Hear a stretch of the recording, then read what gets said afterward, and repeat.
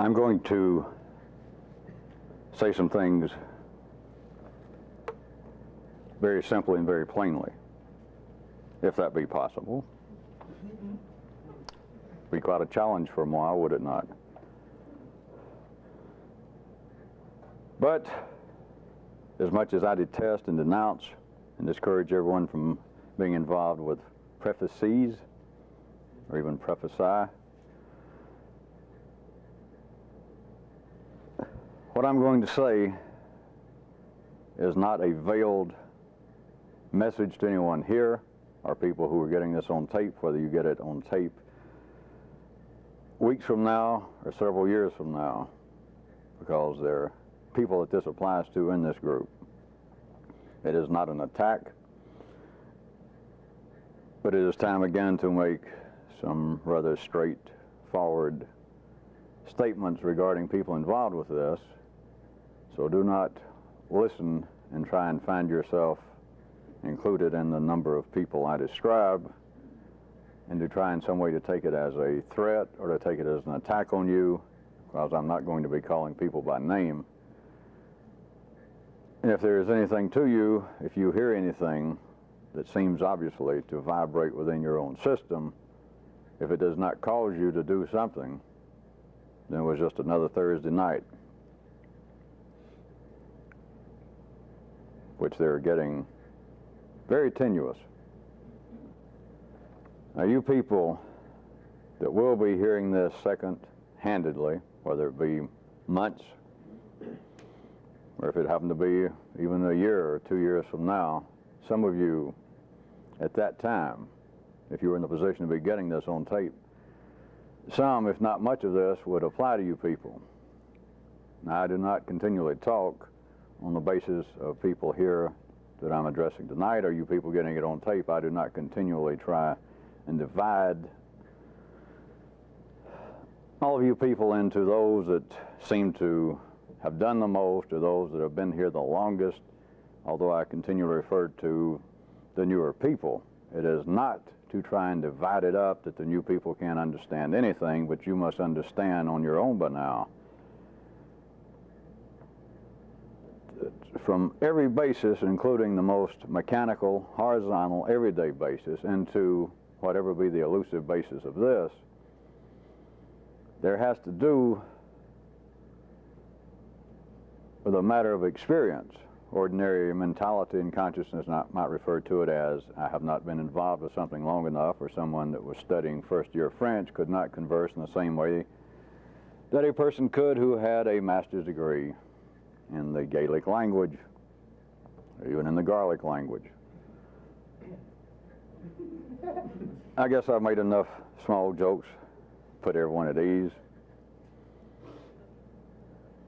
But times are coming, and I want you to hear, because this covers, to some degree, almost all of you, and it is indeed, leave me not say a problem, leave me not say a difficulty, leave me say it's a burden, except those of you to whom this applies the most are those who feel it to be the least burden, and therefore somebody else has to take care of it. And there is a limit to how much somebody else will take care of. On to the sermon. And I am serious. I don't know how long I'm going to dwell on this tonight. This may be the heart of what I have to say. But everything I'm going to say applies to some group of people.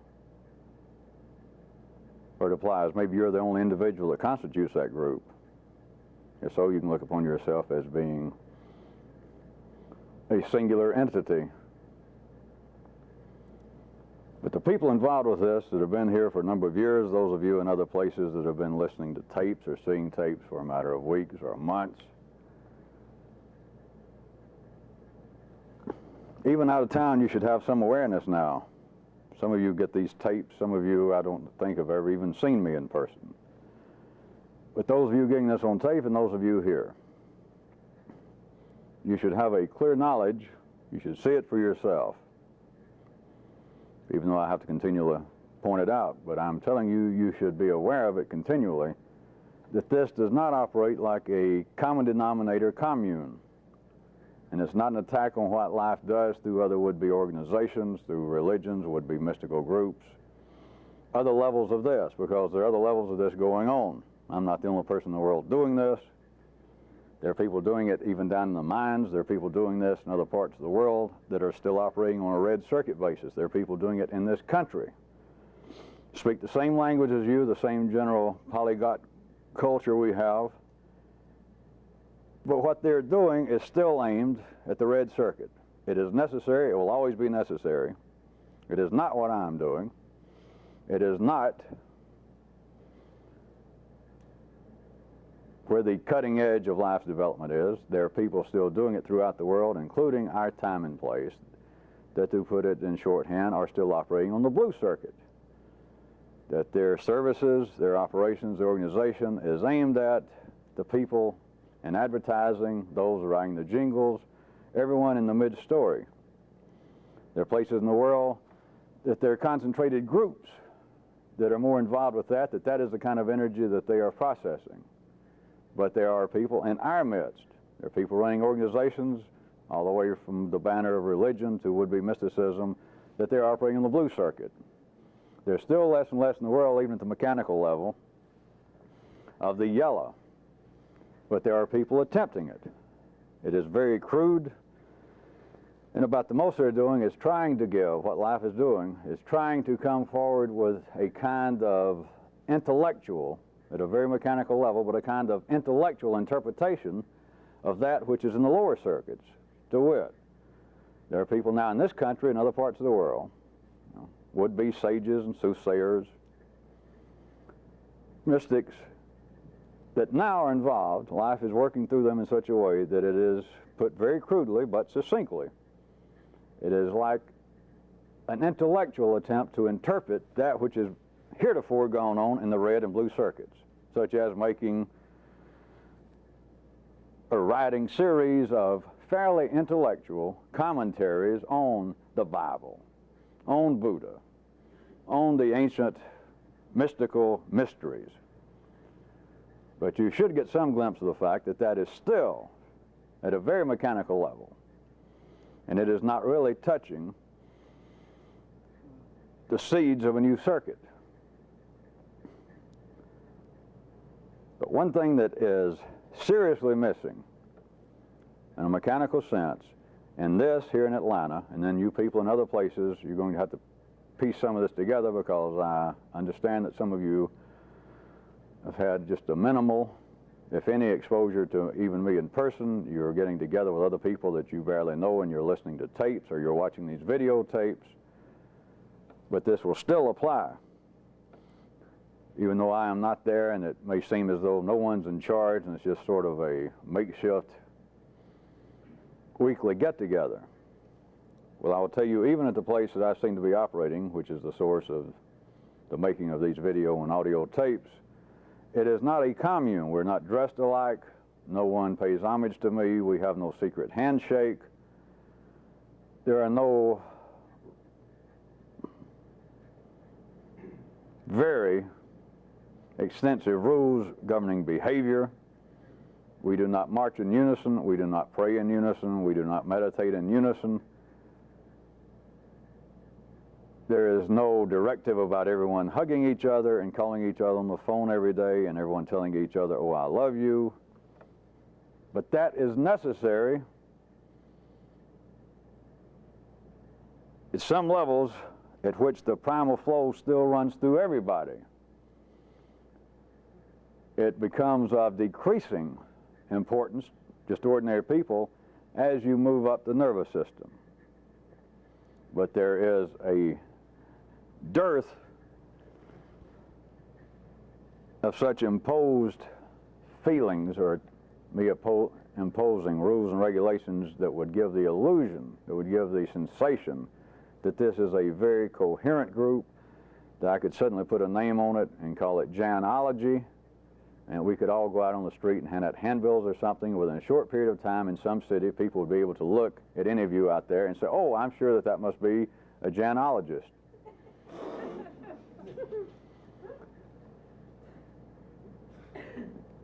I will jump in a little. I'm going to throw in a few things if I don't change my mind that some of you have heard piecemeal, and we've sit around. I've talked to little groups of you and point out some of this, sometimes just in a matter of seconds. Again, it's not a history lesson, and it doesn't even matter if the figures or the eras that I name actually existed. People believe that Moses and the wanderings of the Jews back and forth and looking for a promised land, they believe that. It is now reality. It doesn't matter whether it, quote, happened. People believe the story of a man named Jesus that was slaughtered and then he came back from the grave. People believe it. So try and remember that, and I'm using on the basis it is now reality. But I assure you, especially you newer people and some of you older people, I'll be getting this in a minute, some of you still have no comprehension of what I'm talking about when I say that it doesn't matter. It absolutely does not matter. Just as likely there was no Moses, there was no Jesus, there was no Buddha. But just as likely there was.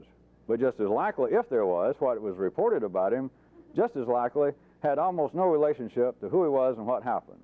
But then again, what people now believe just as well has every relationship. So I am not disclaiming everything I'm about to use, but it's not a history lesson, and it does not matter.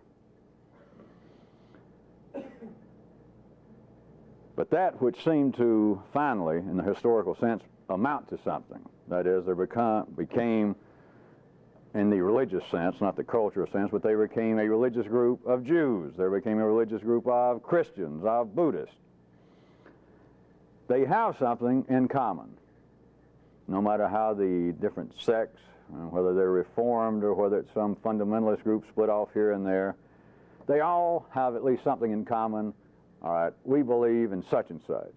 We believe in this set of laws. We believe in the life and the importance of this particular man, this semi-deity. That is necessary, and that is the only reason, or one of the only reasons, that there is such a thing as Judaism, Christianity, Buddhism, Islam, is that it now has a feel that there is a cohesiveness to it, regardless of the infighting among the groups, that there is some cohesiveness. If somebody hollers out, all the Jews are fighting each other and they don't know what they're doing, and let's say it was a non-Jew said that, then you surely understand why I'm saying all the Jews as opposed to this outsider would suddenly feel like, whether they were just figuratively, that we're all shoulder to shoulder.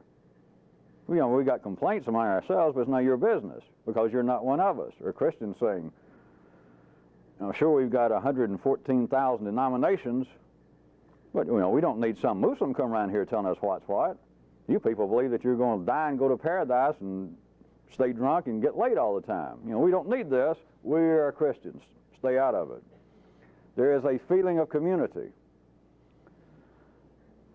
other than what has happened naturally to you people. And many of you feel closeness now to each other. I don't encourage, I don't discourage it. There's no rules about it. The people sitting here that you feel a closeness to X number of percentage of people here, and some of them you still feel like you're strangers. But there is no imposed. You don't even feel the pressure from me. You know it's not there to superimpose upon you some sense of community. But what I was going to give you a quick non-historical lesson about, I assure you that the inside people of Moses, did he exist? And all the trials and tribulations, I assume all of you know, recounted in the Old Testament as well as I do, there was some group around him that what came out, such as the Ten Commandments, and what he was telling the people about how we've got to get from this place to a promised land, you know, whether they moved geographically or some other way. What came out and what is remembered in the, supposedly by the name, in the name of the man Jesus, what seemed to be the absolute rules and regulations, in absolute black and white, that Muhammad said that Allah gave him. What came out, I assure you, is not what happened among a Moses, a Jesus, a Buddha, a Muhammad, with a small group of people. Trust me. It was almost absolute bedlam. I know some of you feel like this verges on bedlam.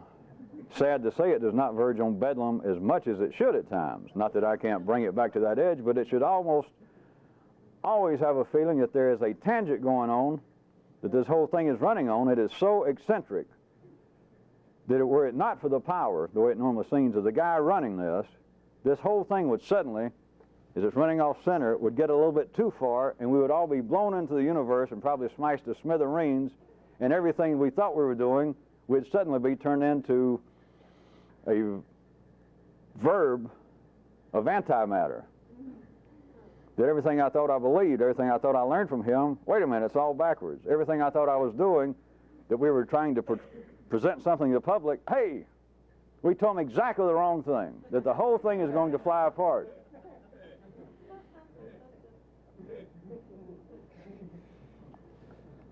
I do not do this to elicit a chuckle, but I'm telling you, when this operates on the basis that I have up until now, that I have done this far, which is too far already. It has been too long. The feeling that everything is coming apart is not even as stringent as it should be now. But withal, there remains the problem that were it much more, a great number of you would feel as though this is coming apart, and I have devoted a great deal of my time to it. I feel at times as though this is directly touching me and this is what I was after, and yet I have other times I feel as though this would be an overstatement to say it's a wisp of smoke. That if, to use a prime, physically observable and describable example, it would certainly be different if we did buy a desert island or built a closed-wall monastery, a commune, and we all got there and we worked 24 hours a day, everybody trying to develop new circuits, everybody always trying to suppress anger, everyone trying their best to do any little rules as you could think of anything that I'd ever suggested, and we were all together supporting one another. Some kind of natural selective process would weed out those that all of you consider some people in here are expendable. What the hell are they doing here? They don't make any effort. And that kind of process, the pressure, would weed them out. They would leave. And it'd suddenly be us, and we would all be Janologists. As I have promised and warned you, it is coming to a time that something of that ilk is going to happen. To start doing this publicly, which I must do, or else stop it. Just close it up. I've already admitted to you, in a sense, I have already lived too long. I have done this too long with you people, on this level. But then those that continue, you're still going to have a feeling on a different level that there is almost no cohesiveness to this. That what little sense of community I thought perhaps there was when we met once a week, now that it's gone more public and I have seemed to take a different approach, even though you think that I'm continually looking at you and winking like, you know, it's not exactly, and I warned you what this was going to look like. That many of you are going to feel it's even worse. The tangent is about to reach projectile speed. On the basis of that, amongst other things, is what I was going to say about certain kinds of people. This is not a sermon, not a threat, not a veiled message. I'm going to say it as plainly as I can. And almost all of you fall into this. And if you don't hear something that will cause you to, then by God, you made me preach a sermon when I did not intend to. There's still groups of you that are not fully committed to anything. There are pockets of you here, there are pockets of you in other cities. Some of you think that I don't even know you, and I do. And you're not committed to anything. The way you're hardwired up, you have never been committed to anything, even mechanically. It's neither here nor there. It's not good or bad on the mechanical level. But you are still not committed to anything. And there are some of you in here, and some of these groups overlap, some of you in here that think you're either better or lesser than people in this group. I don't worry about those that would have passing feelings of thinking you're better, because you're so far from what's going on that the slightest increase in the eccentric speed will wear you off like a merry-go-round that reaches several thousand revolutions per second. But then there are still many of you that feel in some way that you're in a lesser position, that indeed it in some way must be based upon you not having been here long enough, or that you don't get to see me personally enough. There's some of you that still take this as being some kind of theory.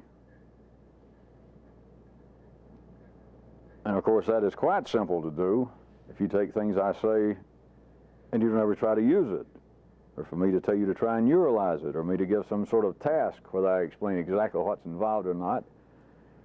But as long as you take this in theory, this is absolutely a waste of time. It is to me. Now we'll assume that you have enjoyed it heretofore, that you kept coming back. But it is an absolute waste of time. Whether you ever tried to look at it in the way in which I will attempt to quickly describe it, to take this as being some sort of game, to take this as being some kind of non-ending set of theories that I conjure up, then we'll assume it's self-evident that you are getting something from it, some kind of entertainment. But what is it you would think that I would be getting out of it? Well, the very things that would be most reasonable for you to think that I'm getting out of it, you would have to be an idiot not to perceive now that I have no interest in and I don't take it. That is, for you to become a yes man. Or for you to continue, for me to come out with a new theory, and me say, huh, and everybody applaud. I get nothing from it. Along the lines of people who still think this as being some kind of theory are those that would like to talk it to death. That is one reason of us writing these questions, and me sending you back written answers, or me read them out here on the nights we meet and use some parts of your questions or comments as the basis of some comment I might make. But this group and the people in other places are still full of those that would talk this to death. And it would seem quite natural to many of you, large groups of you, that were I to sit down, I get through making some comments, or maybe instead of me getting up and talking the way I've been doing for the last several years, that I set myself down, I said, all right, now let's talk. And somebody says, hey, you know that theory of yours about how you could open up the channel of consciousness only if you could increase the temperature of it or the tempo of it, you know, that's a pretty weird theory. Let me ask you this. And then we start talking about it. That sort of thing can be used. I am too far past that. It is way too indirect. The kinds of people who would want to engage in that, who are already wired up to want to engage in that kind of dialogue, debate, would absolutely talk something to death.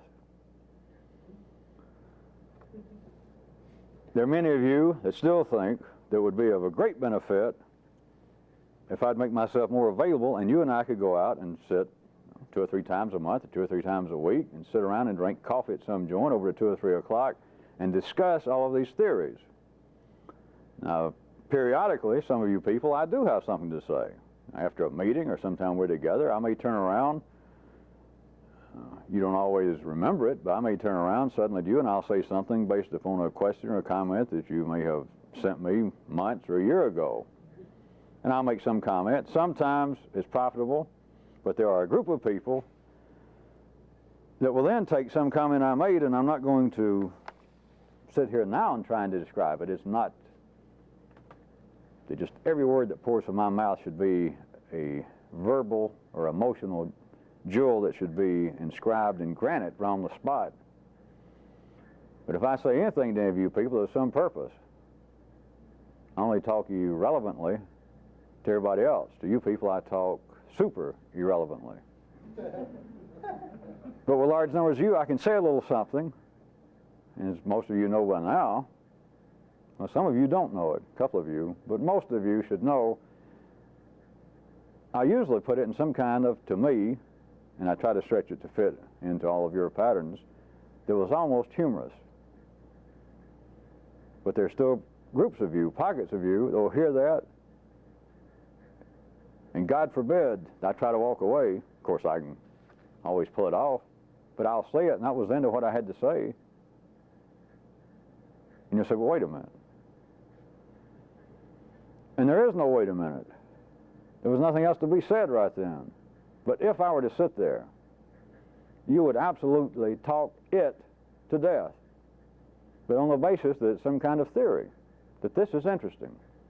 I have been reading interesting, weirdo, mystical books all my life, and I never met anybody.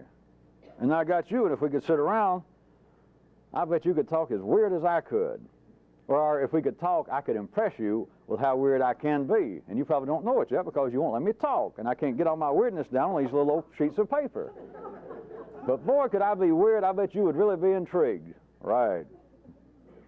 I bet you would find me fascinating. I've had such weird thoughts. You bet you.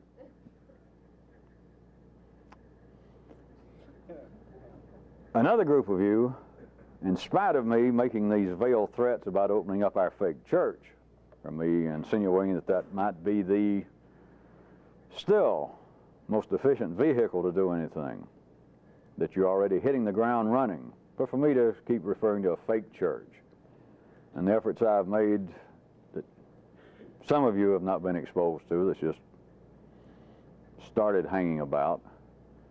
But I have made rather specific intentions in the past to disavow people that this was some kind of ordinary religion. There was not even a secret religion. I wasn't hiding anything. But for me to use terms like fake religion or fake church, there's still those of you, in spite of all of that you do accept this as a church. It's a place to come to. And I could stand here now and I could holler, listen, fuck churches, fuck religion. You don't understand. I've been telling you if we're going to do it, it's a fake. This is not a church in any means. Just fuck all that, forget it. There's still a pocket of you that go, oh yeah. That this is a church. That is a place for you to lean. It is a place, in spite of the looseness of it, you do feel, compared to the rest of your mechanical life, that you do feel some little sense of community here.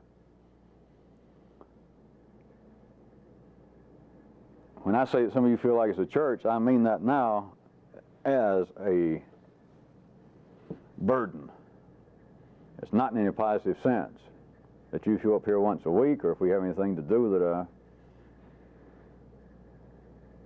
entails all of you participating, you still feel as though this is some kind of church activity. All of this, even though he won't name it, this is just the feel of it to you as a church, and it's not. Because the kinds of people I am referring to, the way in which they are already wired up, it is a weakness, an absolute weakness, that in a sense you would lean on me, you would lean on anybody around me from here on. And I have said in the past that people like that I would probably never run off, that you can stay here as long as you want to. But it is a weakness. And it has very little to do with this. People like that are needed, but there are those of you that I could just blaspheme as much as possible verbally, churches, and you would still nod and look forward to next Thursday or anytime we get together for any occasion that this is now your little church, and I am your little pastor.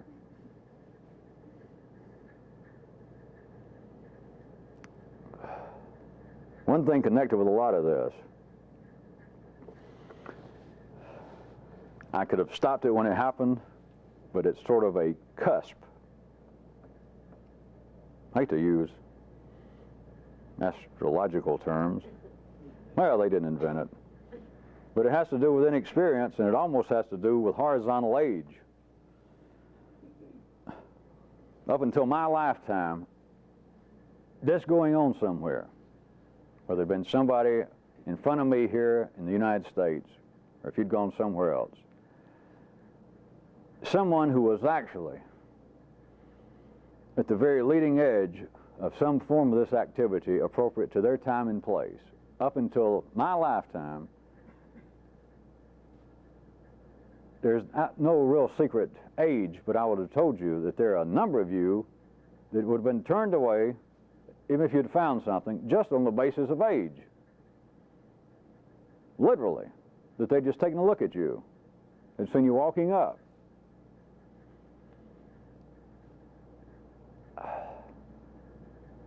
When I first started putting these people together, I did, as some of you have been around long enough to remember that. Sometimes I did it rather subtly and other times not so subtly. That I too was running off, just discouraging, just lying when teenagers would show up, people in their early 20s. And it is changing in my lifetime, but it's not been an abrupt change. And there are people in here right now, and there are people in these other cities that you are literally too inexperienced horizontally. Now, I've let you stay, and I'm not making an absolute judgment. In other words, it is not really appropriate, unless you feel it is, for any of you who might look around and think, well, I'm one of the youngest here, therefore he means me, and I should get out. It's up to you. But I'm telling you, it has not been an overnight change, but a few years back, a good number of you people, just on the basis of your age, which is equal to horizontal experience, no matter how hip you thought you were when you came here, that you'd already seen 2 or 3 gurus, fatter and better looking than me, and you'd already been to Tibet, and you'd already taken any drug I'd ever heard of. That does not really count as the kind of hard-nosed, routine, everyday, humdrum, horizontal experience. But a few years back, some of you here and in other cities, just on the spot, I would have turned you away. Under some guise, you would have been gone. Some of you are now here, some of you are in other places, and the problem still persists. The difficulty, the burden of it. And a part of it is, it's connected with you feeling like this is some kind of theory, that many of you, remember, I'm using age in the horizontal sense, and I'm using it synonymous with horizontal experience. That some of you, if I would allow it, you'd get around me and you would talk me to death. You would begin to tell me every book on Zen that you had ever read. If I just sit down and gave some of you the slightest opportunity, and some of you, if you got any kind of objective memory back in your own nervous system, in the last 6 months, some of you I met for the first time, if I sit down for a moment and just nodded you hello, I opened up a combination of floodgates and Pandora's box. If I had said something to some of you people I just met once, I would say, are you from here? Or anything. Do you dye your hair? Do you slow dance? If I just said anything, you would immediately say, have you ever read a book by so-and-so? Have you ever seen Guru so-and-so? What do you think about reincarnation? Do you believe a Gemini can never wake up?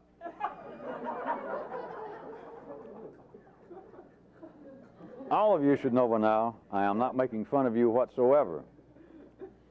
I did not let you stay here to make fun of you. There's nothing to make fun of. But there are a group of you, and it is tied into age, that if I just gave you the least opportunity, I could stay up, or you'd let me stay up, for days, and I wouldn't really have to say anything because you would want to talk to me. You'd want to talk it to death just on the basis of all the small-time, short-lived, would-be, dreamed of mystical experiences, close brushes with mystical experience. You'd want to tell me every book you ever read that impressed you. You'd want to know if it impressed me and then not wait for me to say anything. You'd tell me every movie you ever liked, that you were just sure that so-and-so director must be connected with a secret school because he's putting subliminal messages having to do with some form of secret work in all of his movies. You'd want to ask me, weren't the Beatles involved with putting forth some kind of cosmic message from Mars, putting in the words of teenagers?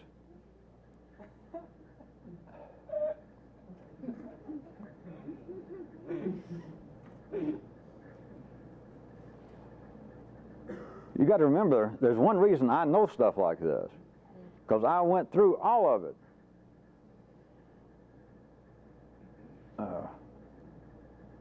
It's one little thing I threw in one of those public books I tried to hint to some people out in the public. If you ever met somebody that says, I'll never forget that day in 1963, it was on February the 2nd, I got up in the morning, looked in the mirror, and I felt funny and realized, hey, I'm here. The guides touched me, and now I know it all. All of that serves a purpose. But to do this, to cover the widest range of the people at your time and place, and I'm not trying to give you my life story because anything I'd tell you would be a lie, I wouldn't tell you the truth. But I understand, not in theory, I understand that of wanting to grab somebody that you believe somebody knows, even before you got a name for it. Somebody knows some secret somewhere. There's some group of men or some man somewhere, and then you feel like you found them. And what you want to do is just, hey, let's stay up for days. We'll get hold of some bennies, coffee. I want to tell you everything that's happened to me, all the ideas I've had. Let me tell you it all, and then you can in some way kind of formulate it for me and put it probably 2 or 3 good sentences, or at least you'll love me. You'll be impressed by me. You'll never let me go. I'll be your little kid. I'll be your little puppy. You'll realize that I have the makings of your right-hand man. People doing this the way in which I'm doing it, there is no right-hand man. And everything you could say, I know, it's not funny. I'm not being sarcastic. It is a waste of time in the position I am in now. I don't have time for it. And at the rate at which things are increasing, the tempo, which in a sense is not mathematical, of course, it is now more a matter of, I should have made up a new term for you. It'd be like runs of energy on a tangent, then with an exponent. I don't know what that'd be. I'll make it up some other time. Somebody that's interested in math or physics, you figure out what that would be. Because it would change the force of when it hit the outside of the tangent. But never mind.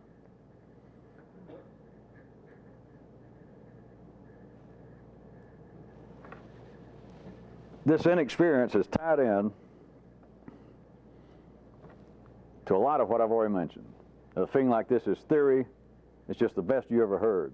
Or you've been reading books up until now, and you never met anyone that could apparently stand up and for hour on end talk almost in the range, I guess, of science fiction, or the kind of mysticism you've read about. And here he is, and the guy's doing it, and I can't even figure out where he got it.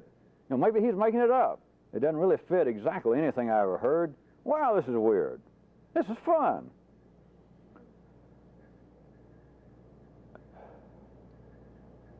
It has nothing to do with theory. It has nothing to do with any weird idea you ever had.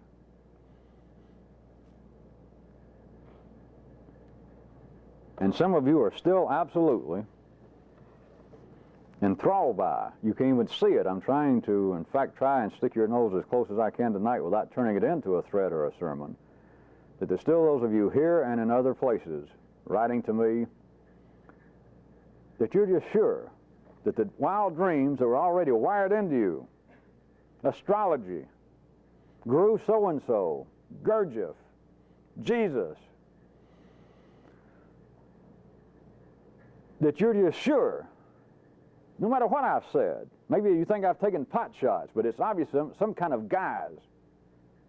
Because obviously I know something. I know something about astrology in the 4th dimension, and I'm going to finally come out with it, or maybe finally I'll recognize that you understand that I am involved with that, and at least someday soon I'm going to confide in you.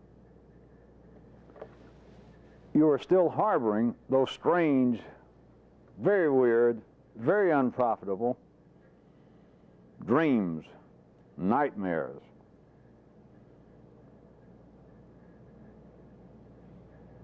Anything that you had ever heard, anything you ever believed in before you got here, I don't care what guise it was. I don't care under whose name. I don't care under some classifiable field of reincarnation, astrology. Don't make me name them all. Anything you ever heard about has got nothing to do with this. Anything you ever heard about, I understand it on 2 or 3 cells at the end of my little finger. I understand it long before I ever met you. Life understands it. That's why it's talking in a different way. That's why I see different pictures.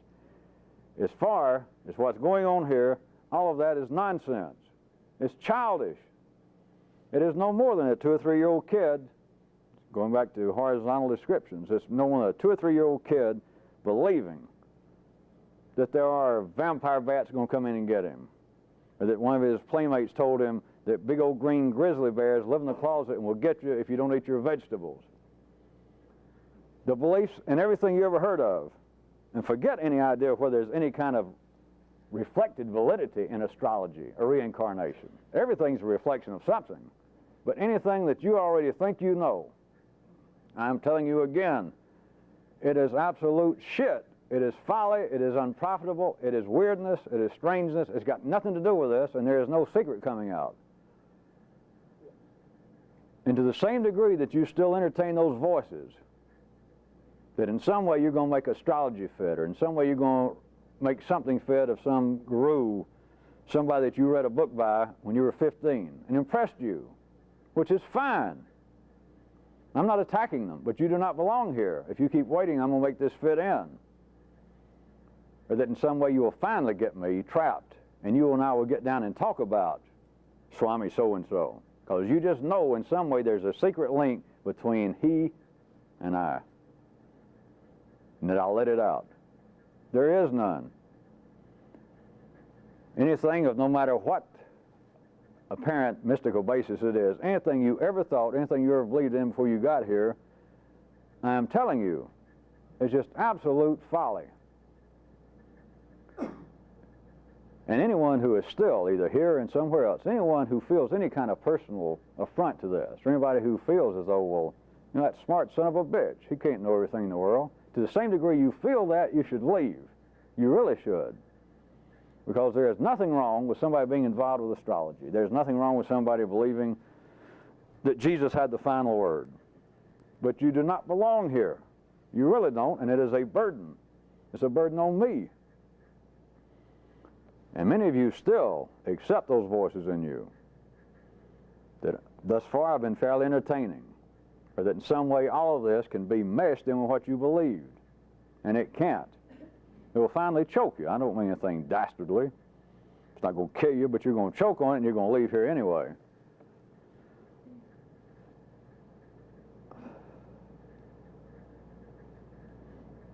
Let me shift some of my descriptions. Some of you, let me get a little more in detail.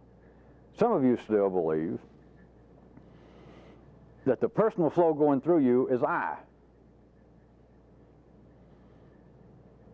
All the tasks I've given, although you people are getting this on tape and some of you haven't been through all of this, but anyone who seriously belonged here, I have given you enough that I said, go do it, whether I took up homework or not. That if you went out and did what I said, you could not come back over and over and still be seriously entertaining the feeling inside that this mechanical flow that runs through me is I. Anyone who can continually ignore my question of who can tell me what they're going to say next. And nobody finds that interesting at all. That I'll be damned if I know. But I've never known. I didn't know right then. And to get to that point, you then look around and realize nobody does. My mama didn't. My daddy didn't. My psychiatrist doesn't. My rabbi doesn't. The president doesn't. Ordinary people cannot perceive that. They can't really hear it. They can't remember it if they did hear it, because that's not the way things are arranged. But to continue to take this mechanical flow that runs through everyone, that this is I, then you have wasted, God knows how many years you've taken off of my poor life by me putting up with you. I hope you have been entertained, but you have wasted it all. And in line with that, anyone who's still seriously, and you've got to do it in absolute blindness. You've got to do it while completely isolating yourself from everything I've said on the basis that it's got to be a dialogue. It's why I've come up with the descriptions. There is a reality by coming up with these descriptions of neural eyes. And for me to tell you there's got to be a kind of dialogue, you cannot take this as being theory, but on the other hand, you can't take this as being some kind of sermon I'm preaching. Because there is no such thing, for instance, as neuralizing. I just made it up. But there is a reality to it.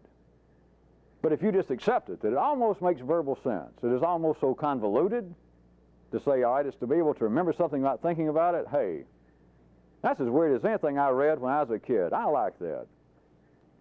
I accept it. You have accepted a fucking lie. Because if you don't understand it, you accepted something I just made up. Of course, in one sense, I made all this up. And so if you accept it as gospel, if you accept this, that it is some kind of church, and it's had some kind of beneficial effect on me, I feel better coming around here. now you might as well be drinking. But in line with that, as long as you entertain those voices, you are still also going to entertain the notion continually that there is some kind of internal enemy in you apart from the I that conceives of it. That is the basis of all of humanity, from the Pope to the President to you, feeling as though this I can be and should be repaired, rehabilitated, re-educated. It is the feeling of dissatisfaction. But as long as you take this flow, this impersonal flow that you can feel yourself, that is the heart of what I have been talking about and conjuring up these tasks and all this trickery, all this deceit, everything from jokes to parties to holidays that I made up. It's for a person that belongs in this to find out that this thing that always seemed to be I, it doesn't matter the words, it seems to be ordinary consciousness, seems to be my ego, seems to be my carnal self. This thing that seems to be me alive, that's me a human, is impersonal. If it was personal, I could tell you what I'm going to say next. And I can't, and nobody can. That this thing that seems to be I, and me and everyone else, because once you see it in you, there is no hiding it. The Pope can buy 2 or 3 new hats and dresses. Rabbis can begin to wear a little purple, yarmulkes with, propellers on them. They can do anything they want to, but once you see it in you, it's not mysticism anymore. Then you understand me saying that Socrates heard voices. I see pictures. Not visions. I look out and I see pictures of what's going on, and I'm surrounded by the rest of the world, that they're all engaged, that it's paintings, it's holographs, it's single frames out of movies, and they're dealing with each other.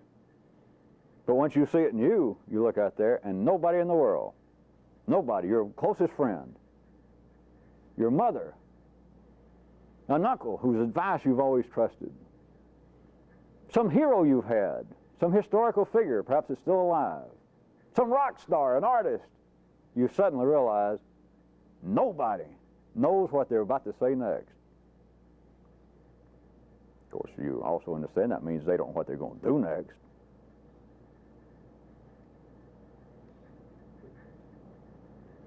But as long as this flow that's going through is taken as I, it is taken as being a personal experience, and therefore you have no choice, you take everything else personally. And you have wasted everything we've done. Put wrinkles in my brow, made me lose weight, the hairs are falling off my thighs, and I'm sick of it. Jimmy Swaggart don't have to take this shit. I don't have to take this shit. I need to learn some names of famous, well-known rabbis and priests. I keep picking on these fundamentalists. No sense they should get all the publicity. There's another aspect of a bunch of you people. It's a technical term I use in the mystical business. A bunch of you still feel as though, another aspect of this is there is some, quote, truth yet to be revealed. Perhaps I'm building up to it. There's going to be surely an imposed moment of epiphany on everybody, which sometimes I almost say epiphany on everybody. That's on evenings when I'm not lisping, because it comes out something else, but let's don't go into that. Let's just leave it at sometimes never mind. But you feel as though there's something else to be said. That maybe on good nights you feel as though I'm beating around the bush, I keep hinting, and I even use terms like hinting, making out these sketches, giving you a rough idea, that there is some, quote, truth, some central truth that's about to come out, that's yet to be revealed. And I've told you more, if you can hear me right quick, of what's always going on, of somebody being at some edge of what life's doing in one time and place, for their time and place. The Jesuses, the Moseses, the Buddhases, there was not that he took them all, the little inside group or the outside group, one time and said, look, here it is. God is love. Our Buddha's saying, listen, the secret is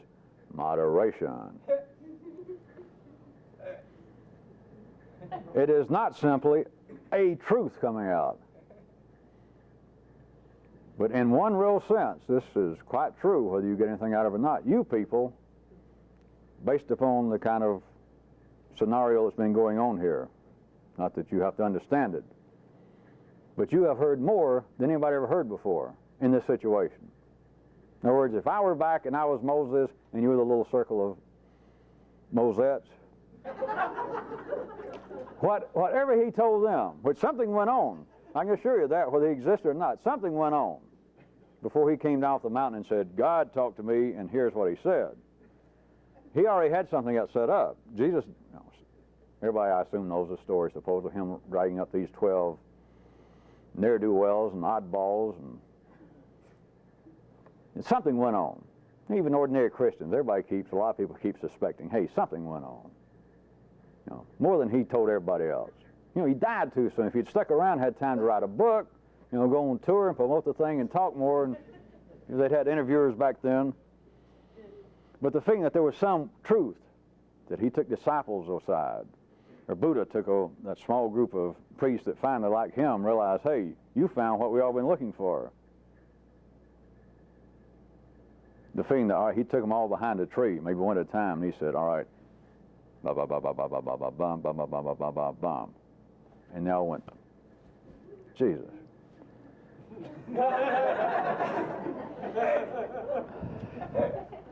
But what he did tell them, what I was getting at, which some of you may or may not get anything out of this, I have told you more.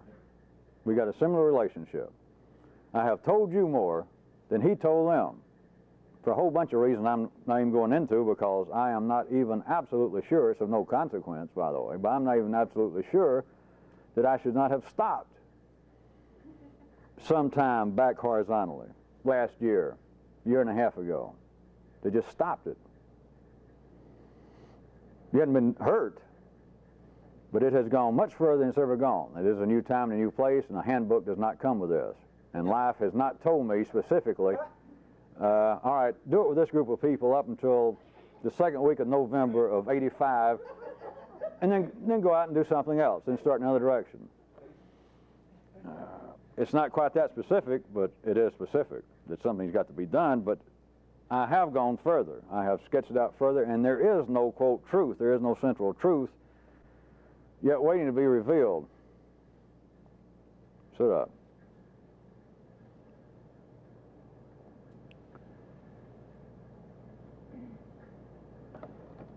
Put it back to you crudely, as I've said before. I have told you, in a sense, everything that life knows right now on its best day at the highest level of humanity. I've told it all to you.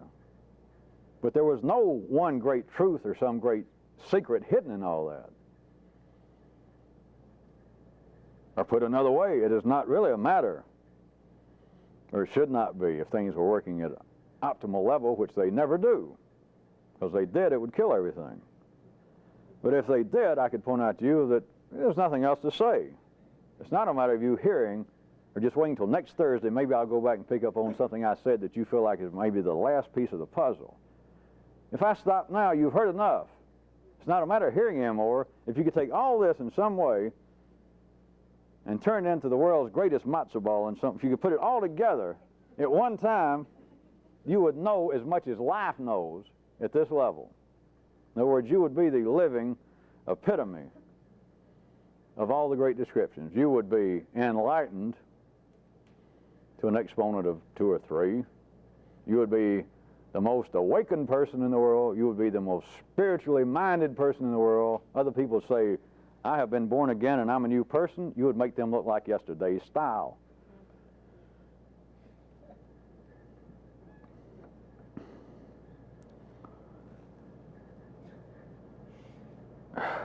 One other thing that affects a lot of people, I'm going to mention very quickly one more time, is too many of you imagine, I'll put that in quotation marks, you can figure it out, too many of you imagine too much about me personally.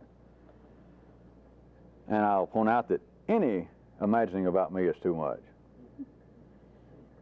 It is tied in like everything else. It's tied in with a piece of the unanalyzed, subjective feeling of this being a church, me being your big daddy, me being your one chance at life after death, or maybe if it turns out you're dying, I will be able to do something that might keep you healthy.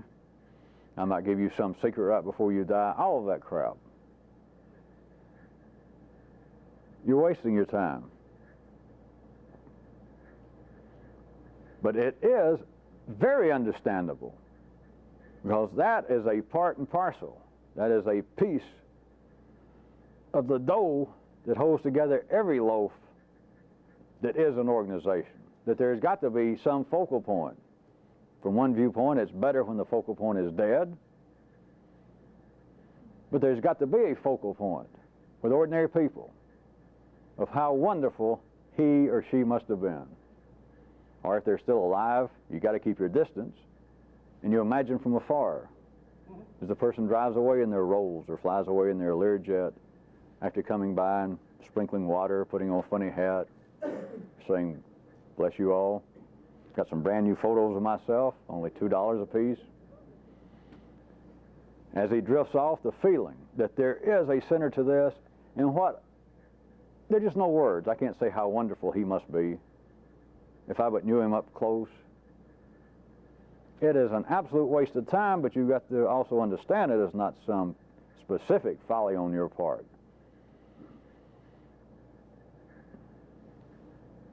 I said I wouldn't dwell, but you should realize, or get some sensation, that feeling is built into everybody. It comes out right when the primal flow begins to run into humanity. It is even touched a piece in the area of blood kin, of that unspeakable, inescapable connection between blood kin. That's a part of keeping life together, part of keeping life together at the basic level to serve life's own purpose. But this feeling that somebody, I had a daddy, I had a mommy, I had an uncle, I have a friend now that is somebody I can look up to, there's somebody I can go to, and they'll put their arm around me. It may be blood kin, and I don't want to analyze it, but they can't turn me out. I can go there. Or maybe it's not kin. It's somebody I know, and they will pat me on the head. Or, at the very least, if I could just meet Swami so-and-so, if I could get to be a part of that crowd, if I could save up and move to India, that there would be somebody there, and I know in some spiritual way, even if he never touched me, in some spiritual way, periodically he'd look around the crowd and he'd see me. I would know. It's just a feeling.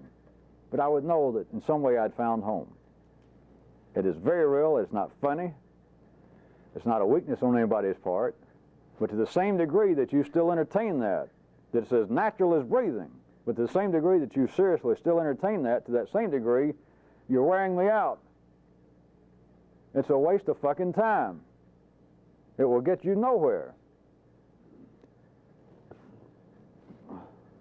We're getting close.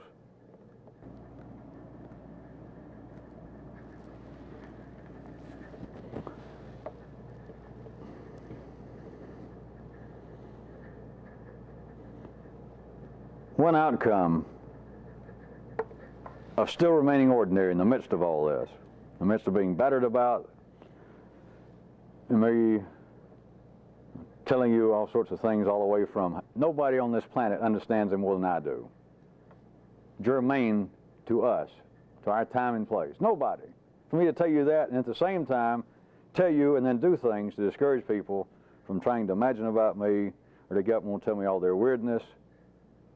And between those two, it's almost impossible to find the kind of mechanical cement that would hold a group together or that would inspire an ordinary person to go on.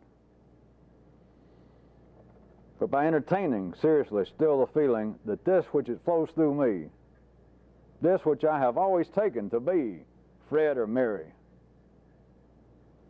along with everything I've already mentioned, that thing, that impersonal flow that comes out as ordinary consciousness continually feels as though there's an enemy within that is not me. It is not I. It may be some of I's faults. It are things that need remedial action. Therefore, there's a continual struggle. When it is left that what should be seen, what can be seen, is that impersonal flow that comes out as I. The continual feeling that there is an enemy that is apart from the I that says I have faults. I do have an enemy. When it is reflected outwardly, then what you're left with is on the greater level. That is, you're outnumbered by the humans, that you're left with this worldwide feeling that to varying degrees life is unjust. The feeling that life is uncaring. The feeling that in some way life is just out of reach. I am always one step out of sync. Every time life seems to be waltzing, I'm trying to do the tango. Every time life seems to be leading, I try to lead. And I bump my nose into life. That is, again, exemplary of ordinary. You felt that way before you got here, and to still entertain those kind of voices that regardless of how I seem to be able to trick you on certain meeting nights, that you still walk out of here and the voices tell you life is unjust. That by and large what takes place in life just shows that if there are any forces behind this, they are uncaring. I was right to begin with. The gods of my fathers and forefathers suck. The whole idea of religion is a fraud. There is some great truth I have yet to discover. There's got to be some great truth or somebody who's going to make me look in a certain way and realize, so that's what the gods are up to. It's all been said. It's been said and presented to humanity in the most mechanical ways. It still is. Life still speaks to its own parts of its body on that level. That is, for one example, what the fundamental Christians are about. The whole thing of sin, the whole thing of I'm no good, that we're all paying off debts. We're all paying off debts to gods. You will continue to live under the feeling that all of this is unjust. And I have given you more descriptions, all the way from using the background of particle physics into twisting around the stories that you grew up with religious-wise, bringing you to or several descriptions, such as C, D, and E, the kinetic, and the recoiling, and the inert. Life still speaks to its own parts of its body on that level. That is, for one example, what the fundamental Christians are about. The whole thing of sin, the whole thing of I'm no good, that we're all paying off debts. We're all paying off debts to gods. You will continue to live under the feeling that all of this is unjust. And I have given you more descriptions, all the way from using the background of particle physics into twisting around the stories that you grew up with religious-wise, bringing you to or several descriptions, such as C, D, and E, the kinetic, and the recoiling, and the inert. That this reality has been reflected in very crude ways through mythology, through religions, about there being some kind of tripartite God or gods running all this, and you can see it. It is flowing through you. I have given you more descriptions. I have made up more examples. I have pointed you and pushed you more times than the 12 disciples. An exponent of what would be astounding, 100, and it's right before you. And all the questions, all the problems that humanity has and consciousness has, that life is unjust. How can this go on if things are actually balanced? How can you tell me when everything I feel responds to doomsaying? There is no doubt. I don't really have to hear some 70-year-old man tell me life is going downhill. Here I am. I'm not but 31, and life's gone downhill in the last 5 years. I mean, sure, we were a little while when I was growing up, but look at the punk scene. Look at what is going on now with 13-year-old kids. When I was 13, I didn't even know about such things, and they're doing it. They're wearing T-shirts saying, hey, I do it, and I didn't even know what it was. It's terrible.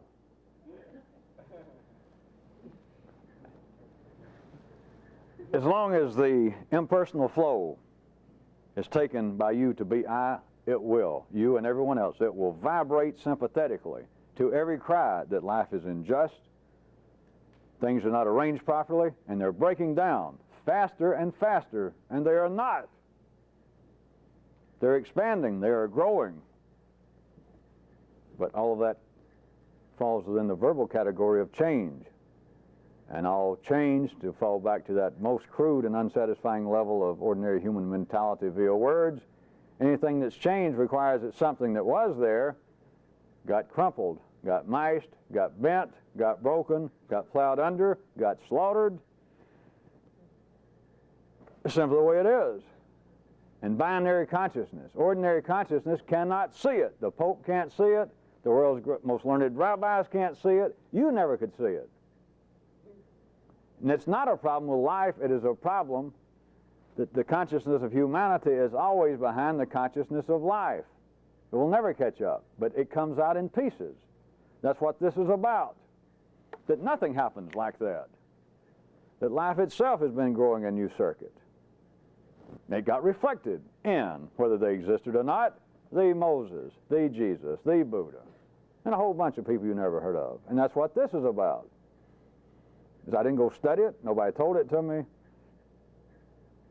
I still like people calling it theory, because I can't pick on that. What else are you going to call it?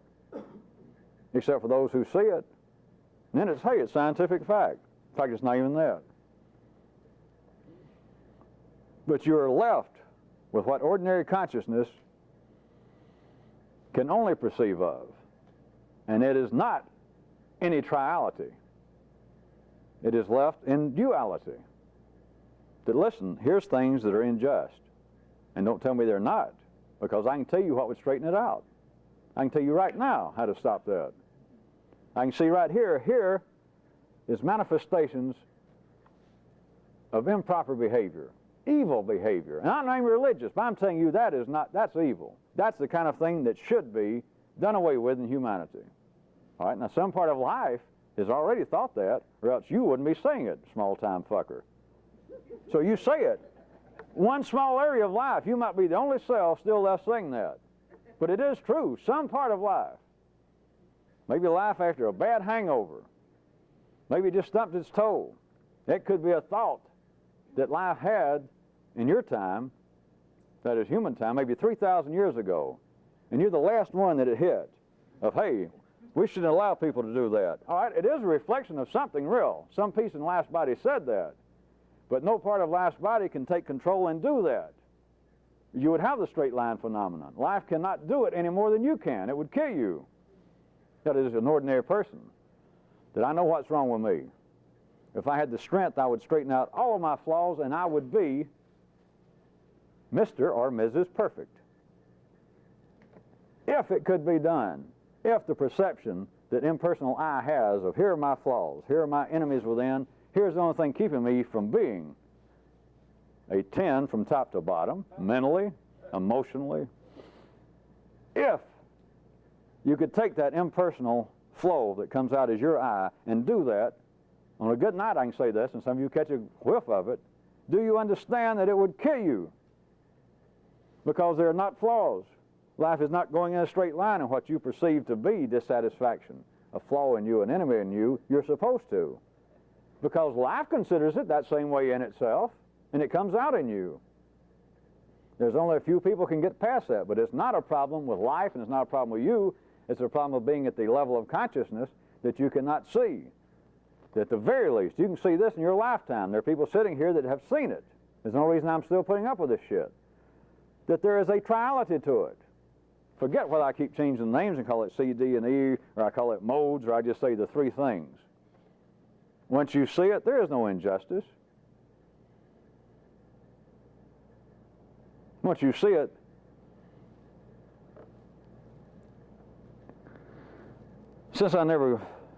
I'll wrap it up in another way.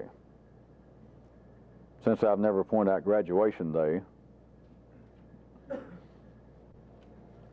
let me ask you, just as a flight of rhetorical finality,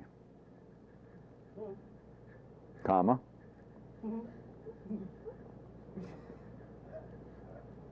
of all the attempted browbeating and discouragement and poking fun while issuing the caveat that it was not poking fun at religion, at all the high and mighty thoughts that you and everyone else has had, and all the high and mighty expressions of how I will feel once I straighten myself out, while ignoring what is going on right in life, that life is in the midst of an absolute delightful explosion in growth, and people are constantly being crushed.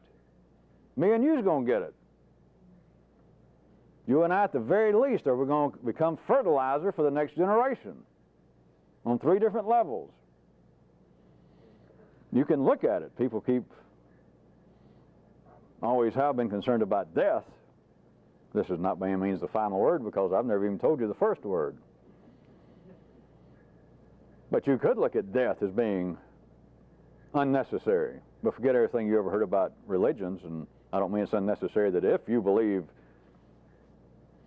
in so-and-so, you won't have to die. I could say it's unnecessary. The only thing that would have to happen with life be stop growing. And then you wouldn't have to die. Except for a small parenthetical problem, if life stopped growing. But as long as life's growing, somebody's got to die all the time. There has got to be the recycling of energy. But what I was going to ask was some rhetorical little questions. I'm not promising, I'm not telling you anything, but this leads somewhere. Those of you that even feel like you're the newest, you're the most outside, that you understand the least, and you have this feeling like if I really knew how sincere and how serious and how intelligent you were, I'd throw you out like that. That either I don't know, I don't have time, or I got some blind spot and I've let you slip in. Either that, or maybe I am more magnanimous than may appear at times.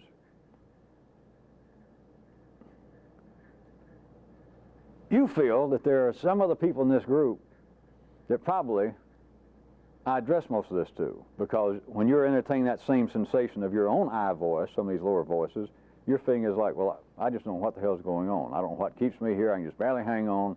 Surely there's something going on another level.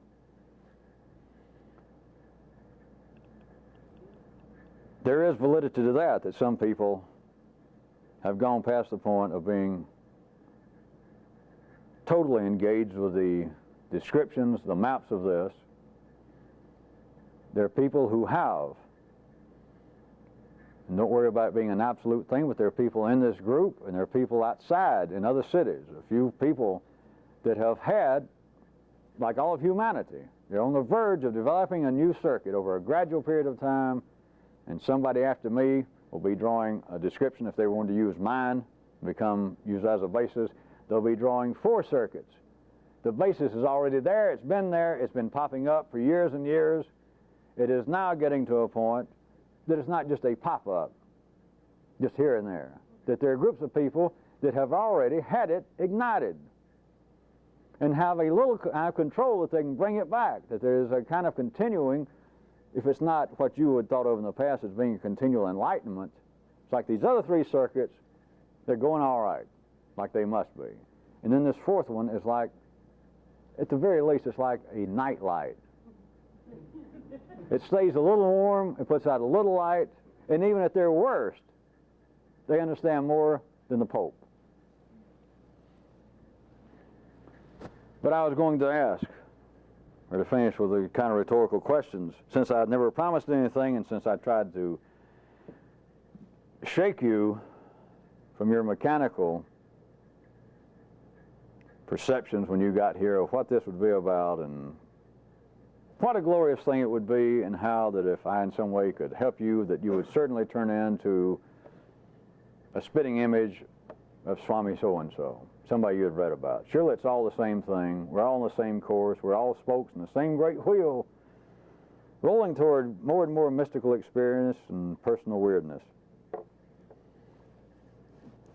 So let me ask you this, since this is not a game, and since it is going to get more and more desperate, and more eccentric, and more fun, and more dangerous, or else it's all going to stop.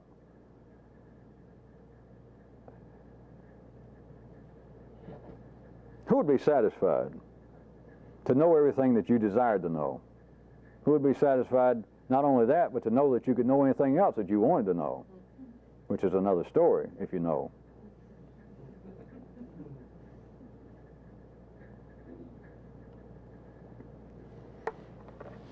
Who would be satisfied, at the very least, to be able to not only have little spasmodic moments that would seem to be a kind of mystical experience, or to use my present terminology, an actual ignition of a higher circuit, which is what thousands of years humanity's been talking about, another state of consciousness, a mystical experience, having my consciousness go into some cosmic realm where I am not limited to an individual human perception. All of that was a fair description.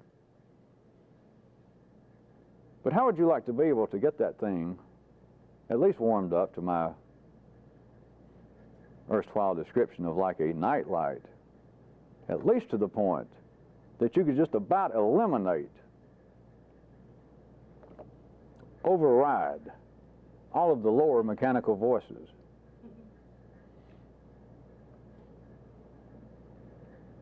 I will push that one a bit further.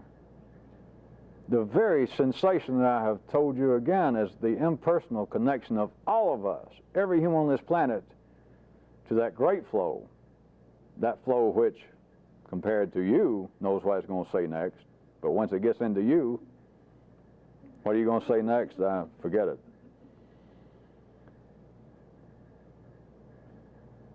But would you accept that you could get this circuit warmed to the point that you can override every lower mechanical voice? That many of the things I've already mentioned are the continuing feeling that there is an enemy within. There is something within me that has got to be rectified, re-educated, remolded. In other words, it's every voice of dissatisfaction, every voice that is human, that is necessary. Over almost 100% of humanity at one time, at any time, that everyone has got to be driven by that. They're supposed to. All of this is mutation. I guess I should point out that the way mutation is used in the horizontal world, a mutation is always regression. They don't refer to mutations as being an improvement. Of course, I guess from one viewpoint, we'd be hard-pressed for me to say that all of this is well, let's don't go into that. No need to get depressing right here at the end, is there? But it is indeed. Even though they're people, I'm telling you, I'm not the only person in the world involved with this. Some of the people that say they're involved are involved. People you never heard of. There are people sitting right now in fairly uncivilized conditions in this country, and especially in other parts of the world, that right this minute, sitting in grass huts, man we may call, English translation, a medicine man, a witch doctor. There is a version of this going on. But you should have, and I understand, regardless of your desire, wired up desire for exotic travel, if you believe that there is some uncivilized, very crude guy, a little skinny face, wearing a loincloth, and he can seem to make people better, and he can seem to predict the rain, that if you could get to him, maybe I've been okay. If I bet somebody like that, and living over there, and no telling, they're not even sure how old he is. He got 2 or 3 little gold teeth, and he smiles, and he makes weird sounds, and they say he still fucks 3 or 4 times a day. Boy, I bet he knows secrets. If I get him, I bet like that, especially when he realized when I told him, hey, it took me $4,000 to fly over here and a whole lot of trouble, but I bet you know something. He couldn't resist. He'd tell me things that he doesn't know. It is a form of this in its time and place.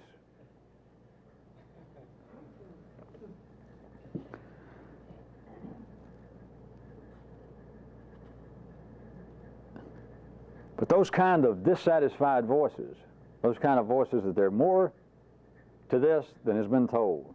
There are things you're holding back, or there are things you do not know.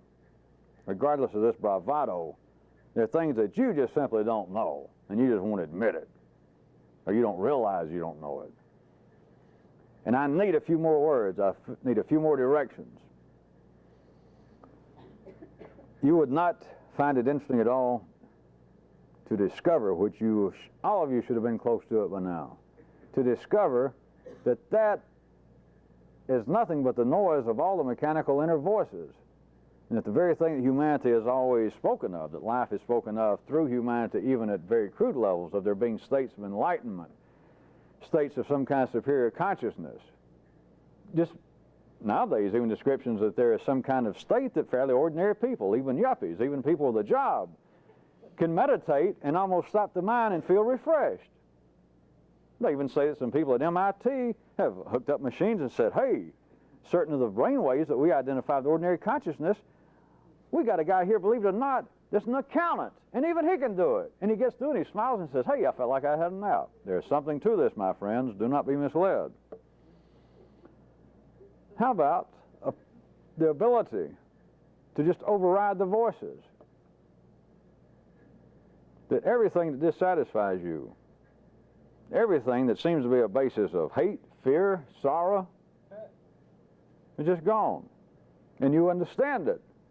Not gone because you accepted some premise or you accepted some would-be spiritual template that I tried to place upon everybody. You could just actually see what was going on at a level that is actually into tomorrow.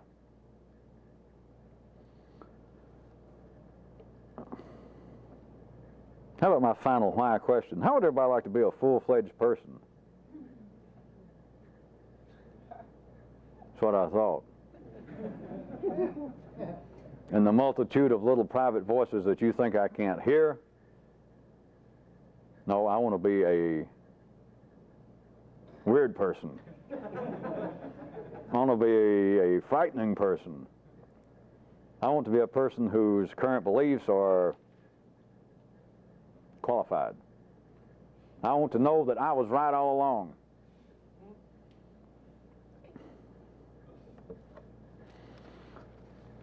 I have taken out some more of the papers that you people have been writing.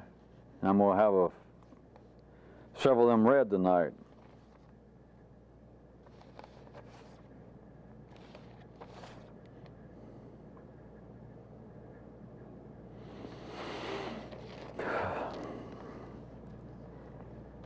Question and comment, one of the ones I pulled out before I came out tonight. Based upon what you were talking about in the last few weeks, what would a person feed the blue circuit? In attempting to neuralize this, it would seem as though the following might be pertinent comments. That feeding the red circuit might involve food, sex, exercise. And the food of the yellow might be a lateral expansion into so-called intellectual areas. Then they point out, feeding the blue, question mark, question mark. Is it possibly already overfed? Or could it be this matter, feed the red, starve the blue? I just read them, folks. I have no opinion. Which is one I guess I should save and really talk about that somebody else wrote me several weeks ago. I've been hanging on to this. How is it possible to be or to have objectivity and still be alive and be without a point of view and yet have knowledge of things and be able to divide into true and false? I'm going to hold that a while longer. I said I was going to start tonight and try and be simple and straightforward, and yet I still end up talking in a certain way. Because if I talk too simple and straightforward, I would say, hey, you and you and you know, you're too young, you still hadn't grown up, you still think this is some kind of game, you keep thinking that I'm involved with astrology or witchcraft. You know, some of you over here, you've never tried to find out what I meant by neuralize. The task I've given, I don't have to ask for a report. For instance, if I said, listen, everybody's got to go run 2 miles a day, you would go out for 2 or 3 days and you would walk up the corner and come back. That would be straightforward. All of you have some possibility. All of you, in a certain sense, have contributed. All of you have fed life in a certain way, or I would have absolutely thrown you out. But it does vary. It varies from some of you being an absolute burden, here and out of town, that I, in a sense, am carrying you. And it is coming that I either stop this absolutely, which I'm not sure can be done, but I would sure give it a first-class Princeton try to absolutely stop this. I could stop it with you people, or it's going to move out and begin to take on a different appearance. That is what I keep saying, it's got to become more public, and then it's got to be that you people, in a sense, become the circuitry of what I have done. You put a body onto the circuit. There's going to be more you people having an effect. Even those of you that may think, well, listen, I am so far down the scale of the ladder of evolutionary progress here in this mystical thing, but in some way, if we start doing something publicly, and I just said, you know, a few of you watch the door every night. When you were out there, you would have to have some kind of positive effect. If you were staying there entertaining your own flow as being a personal I, you were just staying there being yourself again, you won't last. And you would be absolutely cheating. You'd be past the point of being a burden to me. You'd be past the point of stealing food and energy. You'd become like a sower. You'd begin to seep pus.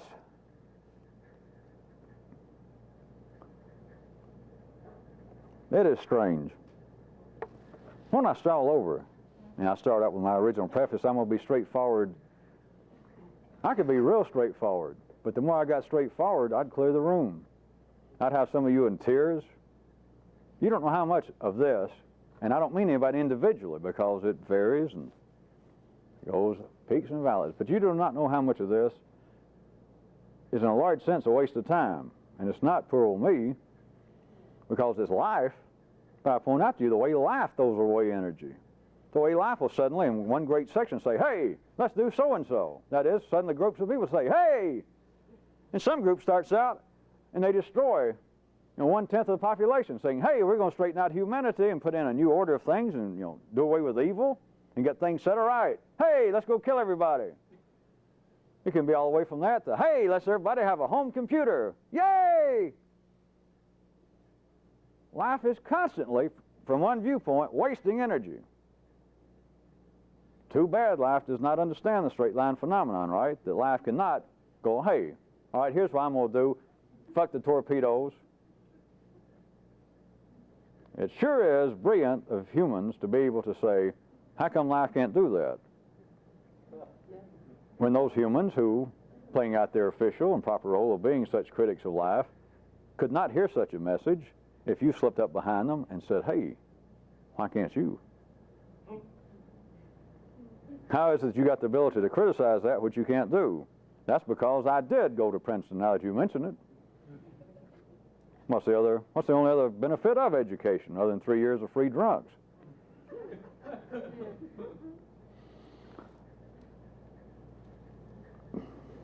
But I do want to tell you, since nobody can seem to figure it out, the less you get out of this, the bigger waste of time it is to me. And all of you, even out of town, even those of you who just catch a glimpse of me on tape, you ought to get some direct sensation since you hadn't heard from me personally. This has got nothing to do with yes men, and to do this publicly, I may become of less and less visible importance to it. But you don't know how much of this has been a waste of time. And you can feel it if you had the ability, if there was such a thing as being objective at the ordinary level, and you could do it.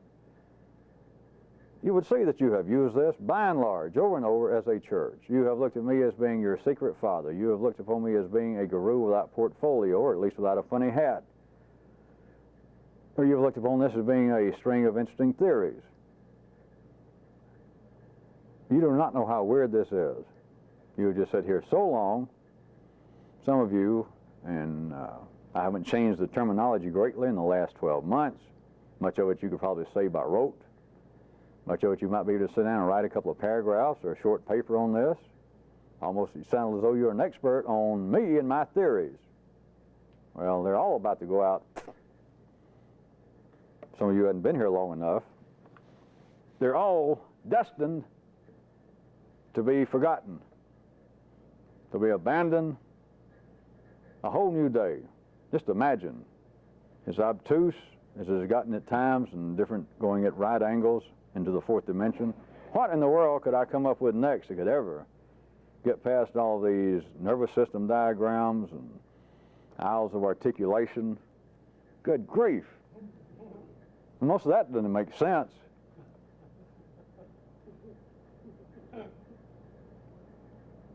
Also, I guess I should mention, since I make comments like that periodically, that some of you take that as being some statement that doesn't make sense, that I actually said something.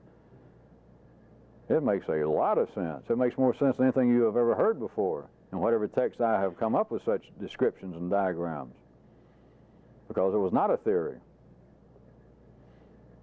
Anyway, I can't waste a hell of a lot more time. And I want you to know that I covered almost everyone in here in my descriptions. And a whole lot of this is just a great deal waste of time. I don't know how to get out of it. I'm not making direct threats, but most of this is just a by God, BF, good God, waste of time. Just a waste of time.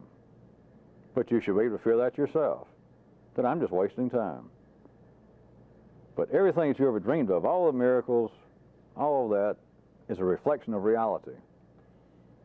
But it's just not as weird in the sense that you were expecting it, and it was not packaged in the way that you had predicted, in the way that some of you just almost insisted, the way that some of you still insist. It's why you think that I'm hiding something, or that I'm just going to finally come out that I am an absolute expert in astrology. Or I'm going to tell you exactly what's going to happen after you die. I'm going to tell you even the zip code of where you will be in heaven.